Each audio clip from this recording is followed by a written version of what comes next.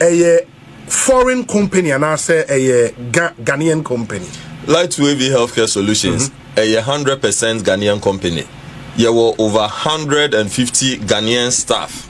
Okay,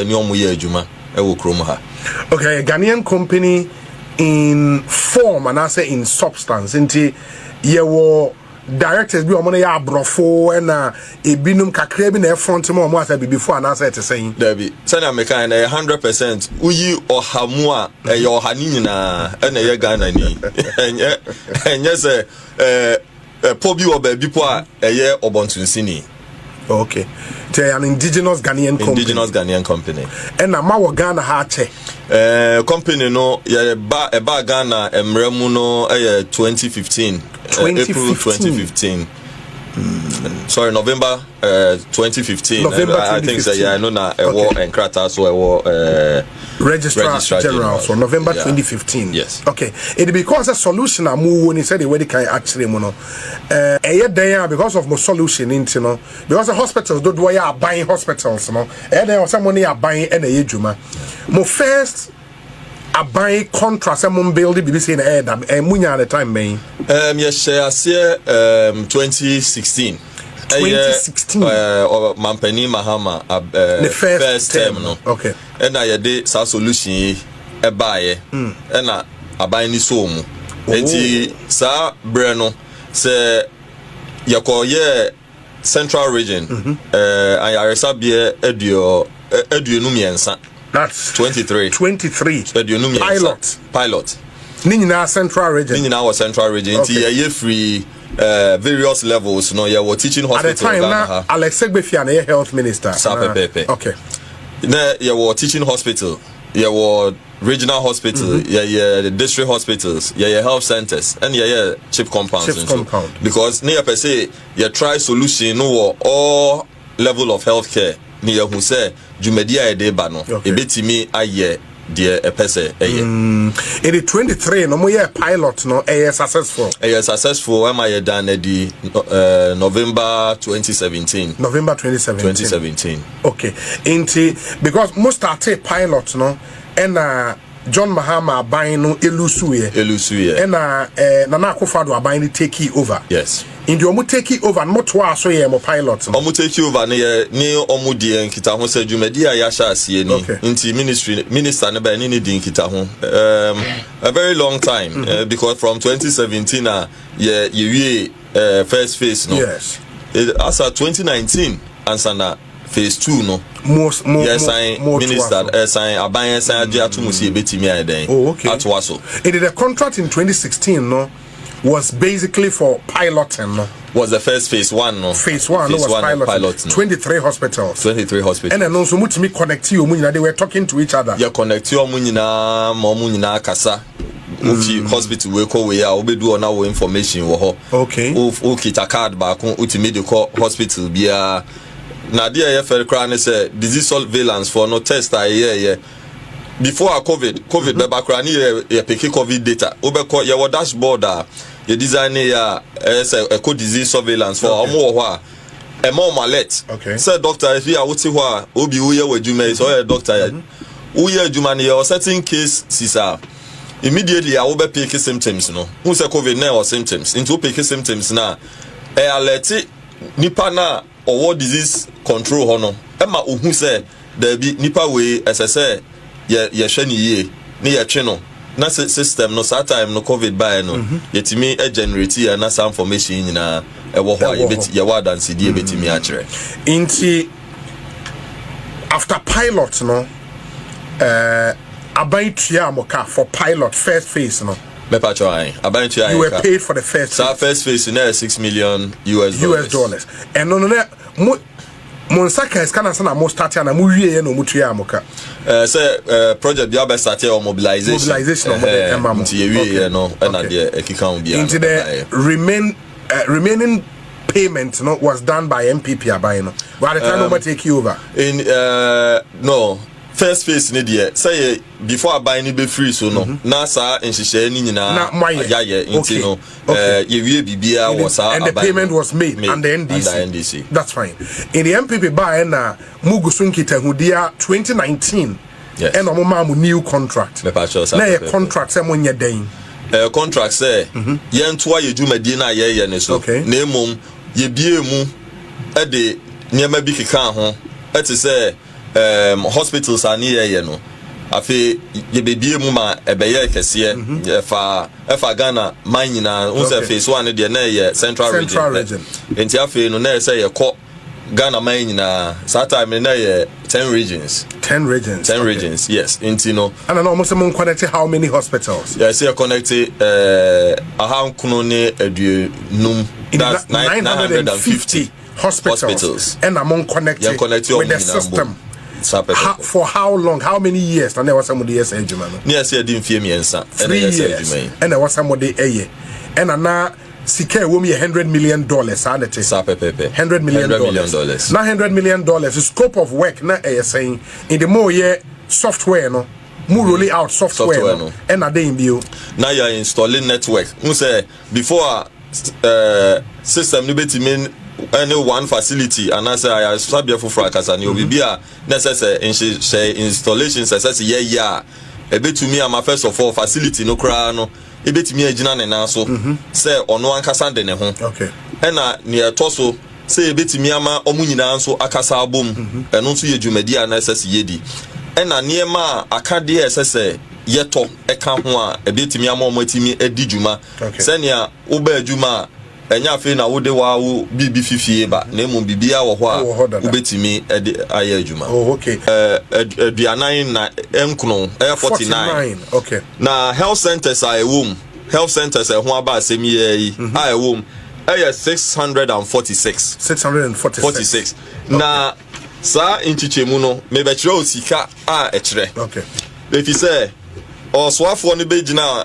parliament di ebe ka project ho asem no o kan say ye were 950 hospitals ni aye emu ahanan ani aduonum pe that is 450 and aka aha enum yes ahanum na aka 500 na chese o pa chere say adwuma na aye no ye nu emu fampo nanso abanye tua yin skabro fa yes enti no chese o ma utua ya ma na broso and yes there be also for there who can there we enquire to say ye koto aba ne waka say aba wu kita na no abi na mikita ofa teaching hospital ba ko a eti say ne awo ye health centers be ye aha ni de hwane akire enti no omo nyansamu ehwehwe contract na nya ne akiro we ehwehwe contract mom si da bi samu ye teaching hospital enan nyina enan na mabobo so ni nyina sika aban ebetua mo eya $21 million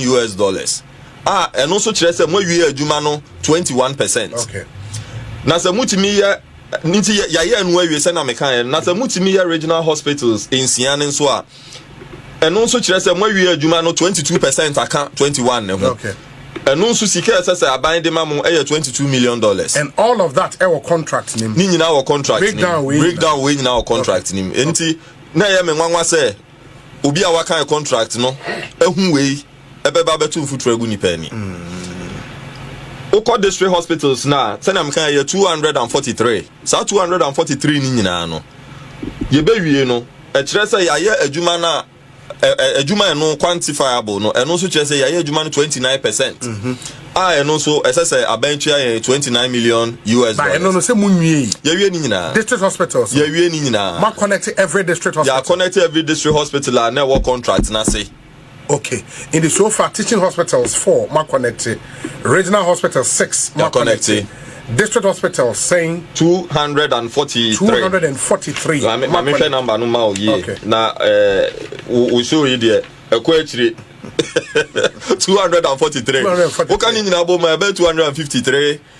hospitals are based on the breakdown and no constitute how many percent of work me san ya bobo kra no 72% of work done say sa ya wie sa we no say bentu $72 million $72 million per the contract okay now about from health center now about him from no kra no psychiatry hospitals yes 2 no enu so mienu yes enu so kire say ye 1% okay enu no $1 million ye wie no a ya ba polyclinics 49 no no ma connect say no so ye wie ni nyina polyclinics a contract ni kire no ya ye ni nyina wie okay no so $6 million and as 6% ye wie sa polyclinics and say ni nyama nyina make kan no ye wie enya ade a say ye wie a okay now the work done no mo ye twem 80 something work done no ye about 82%. I says a bank what you are $82 million US. Into me say what you are 77 close to 77 now. Didn't say you've been overpaid. Yeah, say you try am anabro so. Okay.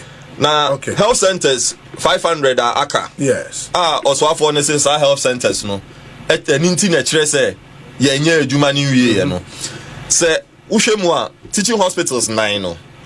0.4 less than 1% of the contract. So for 950 now. Yes. Oh yeah, 0.42. Until the fan say 0.5 crowd. Yes. And so you no 22%, 21% of work done with 21 million costs.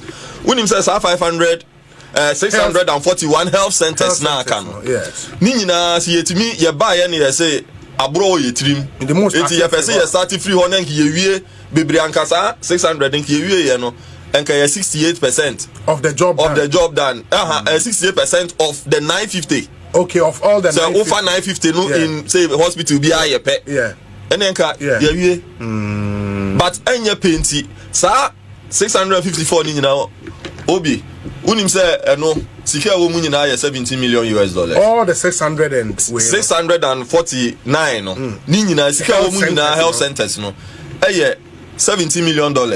And also actually say ya adwuma ne 17%. Enti eba ne saying na dwumadi a yedi obi beba be fa no nominal na waka say nominal figures say ye kan ba ko bi agina mu eba sa na wo ni light wave fo endi ni ye oni Ghana fo nso eni ni ye when ni no cre a quantitative analysis rather than a qualitative analysis. It is qualitative now you come to the conclusions that in terms of the volume of work no my a bigger chunk of the volume of in fact the aka no ni aka ni nyina sika aka sesenka ye di wie sa 500 di aka senka numpo a just about $23 million. $23 million. It is about say I buy advances says kind of emamwa. How long that would be health center 600 no plus ni na. Obi. Yes, start here you may say na say ye mutre. Yes. Inti ye muatre pa. Yes. Ye beti mi a about 50 health centers within every month because ye prayer ho. Adwuma no ye be ko ni yakwa survey ni ye hu hospital bia na say health center bia na kade o musa ni na health center baby o hokra na adwuma e be ye no esosin ebi adwuma enti ye hwe ni nyina ni ye wie nso a ya to ye bo e de akyerɛkyerɛfo akɔ facility ho na oma kɔkyerɛ omade eni omatena akyerɛ omade omu wie a ya san atena omo nkyɛn ama oma start use system no omo nsa toso a na ye nkrofo na eden afiri ho ne ye we nyina nso ni ye won nkrofo nso ati akiri a ye provide remote support because ye betimi asoma obi so onko ye adwuma obebere obeda ebi ade asan wakoda na nso ye won nkrofo a omo na najo anapa o awie omo de omo te ho a omo nso se wo ho kire o bibi na o IT manager o facility kura na de aban employee no kura no oni ho a ye won nkrofo a overshadow mu nyina eboa ema dwumadie etimi ekoso enti contract bia no obligations ewom for the before December 2024 Ghana for to aba SSM mu sa aban for emra na at least ma connect all hospitals ABC polyclinics right ya connect ABC health centers, health centers ni be health centers no send America 649. Yes. It is aka 500. And as a number connected health centers something. Yes. Good. Inti now up to 100 and something health centers am connected now. Na system nenya problem be. And as na juma fine. System ya juma for over 9 years. Time I started free phase 1 no. Yes. Edebe PIM 2024 December. Yeah, even 2025 cry. Yeah, Juma. Yeah, Juma. And hospitals they communicate Bibia Kama. I will be any asem. And na cry me no work say. And now me no work say ya oswafo no be kan say ya dundum system ninti. Anunti wa or so ano wakwa alternative way. Yeah, more than 50% of the hospitals are working. Still on normal system. And make us say obobi o more in central for baby. Yes. To omugu Ghana ha na omunko bisa hospitals metimi ama oni nyina list. Omunko bisa so omu ye adwuma na omu nya adwuma. Omu nyina are working on normal system. Omu ye adwuma your system ne so necessary ya me ne o ka say. Child facilities over 113 so government facilities over 98. No nim system no ewo enhihye sani America say ya connect a omo kasabom na obeka minister ne kan say data no to India. Yes, minim nipo otu ne former ne say data na to Ministry of Health first floor Ministry of Health meti de omo server room una wan kason wahwe say baby a wo hwe no eye Ghana ha ana say eye India mami mbue ma na wan kasa HB so wo bre a and no na a data of patients information and say unim say patients no uko hospital bia hospital bia won server sure e won network won bibia okay into no utimi ye adwuma uni obi ani asem okay but ye obi be a friend backup say wo ye adwuma e bia wo trotro say nkrata akra na trotro ese se hu say ese nkrata mi di bi me ya photocopy yes edigu baby na say that we share anasa save so crafa na metimi anya bi eno esi Ministry of Health enti facilities na ya connect ni nyina no omo anobo e wo Ministry of Health yes enti obia data e wo ho enti na nsan kura kolebu omo server room ne chi ana omo data center she ye no sa kwan so ne ye fa ye e de esan ma omo timi ye de e ye adwuma omo antim omo Mrs patient folder ba kokura e wo mu but it's also even normal say data nekra ewo Ministry of Health every IT company worth its salt no ebenya backup in some other country enya bad send enya but yen tesa yen bi in fact Ghana ha light wave system yi pe any system your source your data bibia ewa ha edikan e bae system ewo sector ni mu ni nyina akesia mempese mebo obidini ni nyina te outside the country and so no de yenhui if you are saying say claim na minister here no na enye the whole truth no enye say the whole truth ya na che say no bi o baby enye no bogu baby kura no kura ba kura nim no kura fua enim very well inti wa ma ye hu say na system ni ye adwuma by December 2024 fast forward January 7th handing over Akoso, new president Taba. But his argument was said only when Yankita on the quiet, but it drew baby afe na amen was said Obabe Kasa. But now on Peso Obabe Kasa until say when your alternative solution. It do your alternative solution really, you know, and after your bar out. Within that same time also no. Number my imagine say move hold this system in to ransom by switching off the entire system. How do you respond to eno? Obi, ne some odi kan na say na medical catch. Yeah, o say no. Kita ho bia encourse because yen ya metimi ama messages apart from the actual ministries no private conversations are unresponding. That's fine. And wo ho. Na nia aba wo kan say o say ye dundum afidie no. Obi medi kan catch re wo say ye wo hospital bia wo eno server. Yes.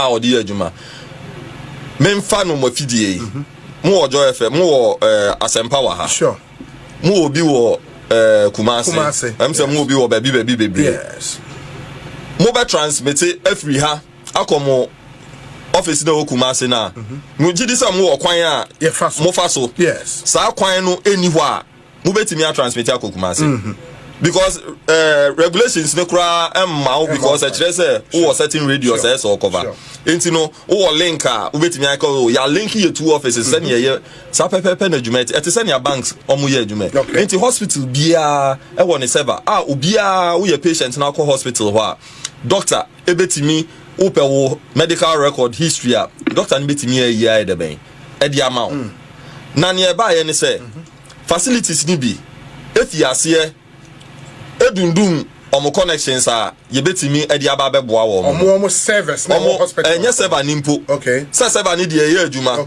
enti no ye ban say wo ye wadwuma uni obi ani asem but say esa so obi ba beboa wa say Ghana house ye ntimi mfa nipa nsi hospital bia enti ye wo remote support enti say so obi beboa ye wo abefo ahoma entintan ye fa so eno nya de eye internet bi yeah, very secured one. Ye faso edeboa. Omu fiase dundum no. Hospitals no. For reason being, say integrations na ye di kan ye catch minister say when mu nyina e sika na ye dia ye. Enti no say wadwen poni dia. Ene ye mani hu ye was September 3rd no. September 3rd ye mani hu ye say this is the situation. Ye ntimi enkoso. Emfa sika nshem entimi nsan fa enkrofo ntena ho mo nhwe say enwuma no. Enti no ye be reassign ye staff.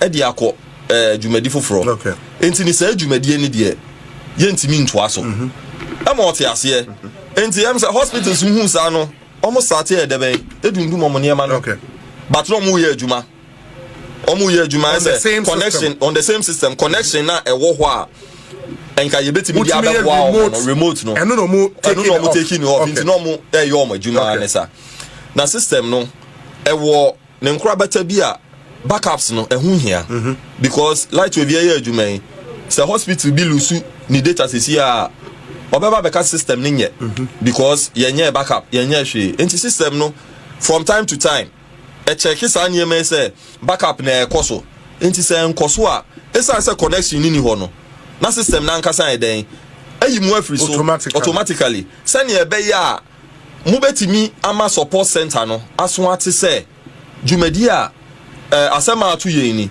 ne ya kire mu se ebi a momfa sa kwan we so na momfa eden establish a connection ne yembrehwe dwumadie ma eninti na hospitals no ebi akọ down ebu wo ma disconnected da mugusu ye adwuma ebi ne Eastern Regional Hospital ebi ne Cape Coast Teaching efia nkwanta ebi madu about 98 me ka about hospitals me ne wo ka say nei ebi badundum enti se kina no pa o sorry na say ebi a da so use o ene we dum no uni obi any problem da so use e kina no pa o sorry na edum a o be ka say light o ye fa kwan ben so ne ba hospital be dum no no ne san chirechire mu a minim nipa otu minister ne fo but minister say obusa say momma ministry ne sanka source code no na say ndie say omo akra betimi asan asoso a omo asoso mu say no nso dabi obi meso enye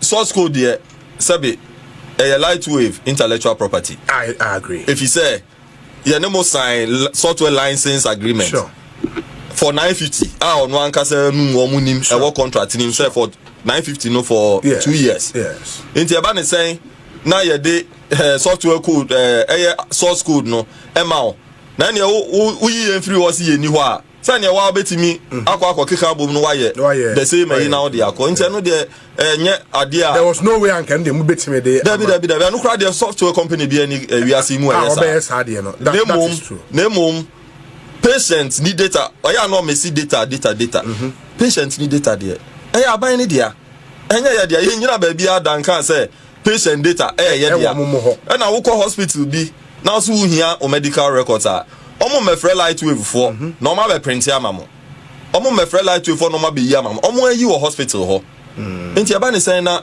ugina ho ka se yen na yadum no na se yen na yede yen sa si bibi so a yentimi ma munya adwuma. And you are saying sir the claim say light wave a putti off system no just to hold government to ransom to twist ministry nensa say omonya de mo pe emfa mamo no enye nokre bia anim na hospitals na ena a turn off the connection to Momo services I bet me remote service and with me ebwa won no omo turning no off. Yes, omo turning it off. They were still working within the hospital. They were still working within on the system. On the system. Without any interruption. And now me know ka say obi ubetimi afre hospitals amabubu dini bi because me bubo me mfa ni na health centers ni ade owo mu. Ubetimi afre bi ebisa say omu ye adwuma na so omu nya adwuma. They are working. But within that short period of there 1 week now, ebe de say man for hospitals. Yentimi access system no into ama NHIS payment need yakwe bibi e ho cash and carry. What was happening within that period? No, I make us say integrations na ye ne kan ye e was a meeting ni mu. Sure. Say integrations yentimi nkoso enye support it because ye the microphone ye tu omuka no mo ye and a system no so I see you keeping it up. Integration no enye part of the original contract. Added service amomode ema. Okay. Services are ministry no. Yes. I can't say yenyen ka ho. Amunyen fanka ho. For which they will pay. And another ya na sikabiama. Yeah. Sikabiama. Enti ye call some September meeting in Krano. The first ever meeting in Krano. Okay. Or can say ya the our ministry need the kabia yanyamra na obeshe ya kapre dia wumbi omo dia man. Okay. Nensa kan yo ente ho hwe. Mode e kan command. Ya dia kan command on get it back to yen. And nunti na moye say integration muntimi nto aso nye bio. Integrations yet mean to us we be enunti na ema NHI services ne call down enti e ho no na say Dr. Victor Bampo NHI CEO ebe ni yan be din kita so almost NHI dwumadie no e ya de be ha o enti no ye share say NHI side no betimi ya adwuma na but ni akeka ne de e ya de ye ni staff. In fact, even 200 and a Ukraine na wo ho aye yes say facilities are omo ye adwuma ne kra no. Enyo ye staff no ye ni sa ahoden na ye dey show because enyo munya e betimi akoso atu omoka because they say the one ma ye hu wa adwene say na opese woko. Enti no ye ka kire ne say ye say ye reassign your staff to other projects are ye. Enti no sa ne mai e betimi aye den e den semaba. For and you say I'm staff ni nyina wo he. Do you have other jobs or more area na? The staff ni nyina wo krom ha. Okay. But you reassign you to other jobs more. Is the directors of the company are they hurt about the akosi? Yeah. Am I express criteria minister? You call say you call some meeting you catch and say enya sa enya ni partner. If you say obi a waboa hospitals are ode fa ne omo anka omo di obi a wa bru 2 years bia no enka oni hu kwan kra so use system no na say ya somu ahwe sa kai nyina twia kopem se wo baaye enka enya hwe kra no obi owe enka enya hwe kra no enka hia light we bia damase o mu se enka man so yemu kra na enka niema achi apansam minister ntimi nye bibisa ye kan wo meeting na sekra no nti na se na mu hia e na mu mra light we bia damase na we dia ase onim kola bia mo hia kwankwanwi ase we sure say minister ka sa men yen men kan ma wa dabi me wo recording say ya ko meeting o ka say na se na mu hia and o ka sa asem no o kan ye na sa onim kola bi na eti wo ebi amu omunimini a omu ye bi ye wo kwan a ye fa so ene edi agro ene ye wo kwan a se eba adwuma ye fa so ye enti no ye de ye buo ya puna to ho ye ngina ba bi ada enka se ye de ye hijack bibi every minister na se ministry ni ho ye ne o ma na ye adwuma no free tititi nyina ebi a pani oda no ewo ono a ne kwan o pese wo fa so eno ntrese enu nti no si ani ministry no ana adwuma ye no ehunya asembia enti ye be hia enka kwan a esese ye fa so ehihye niema no minister no benya abotre ne ya fa sa kwan ne so na payment be a due payment be a due niam bia e wo contract ni mu a ono feel say contract na wo mu into old demand no na wa kire say bia we anyway e wo contract ni mu a kire say ne figures kra a kire percentages kra nipa ni so hu yo nte ase o kan nominal na brofo na wo contract ni mu no na obetimi ama wati ase sa easy obetimi ati ase sa easily sa obi asema yete ho no. Yeah, but because of course, I mean, for some of these decisions, you don't also expect say a minister na there was a kind BB. Say na make us be almost too for no. And I make us almost technical advisors. Exactly. I'm sure say they understand what they are doing. The other thing is say some moko meetings with the minister. Ukasa or recordings. Is it something I'm more agree some recording meetings? Oh yeah. Say Obia taking notes. Obia taking notes on the events that happen. Obia taking notes on events that happen. You know, say one try and on just a me intro. That's why you don't want to also tell me say who taking notes. Say minister like I say oh na say na mo pe and the madam say no so true ni na. Me true ni na say meeting yako. I dance die enti e kwa ya mefa so a metro say ma dance die ni no e wo ho